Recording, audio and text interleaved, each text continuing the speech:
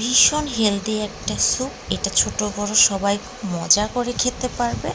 তার জন্য আমার লাগবে বাটার, পেঁয়াজ কুচি আর 2-3 টুকরো কাঁচামরিচ এবং আদা রসুন দিব। জিরাটাকে অ্যাভয়েড করবেন এবং এটাকে ভালোভাবে নাড়াচাড়া করে আমি 4-5 টুকরো বাচ্চা মুরগি পিস করে কেটে রেখেছিলাম, সেটা দিয়ে ভালোভাবে নাড়াচাড়া করে নিব এবং নাড়াচাড়া করার পরে স্বাদ মতন লবণ দিয়ে আরেকটু ভালোভাবে নাড়াচাড়া করে আমি এটার মধ্যে গাজর, টমেটো, আলু এবং অবশ্যই ক্যাপসিকাম দিবেন।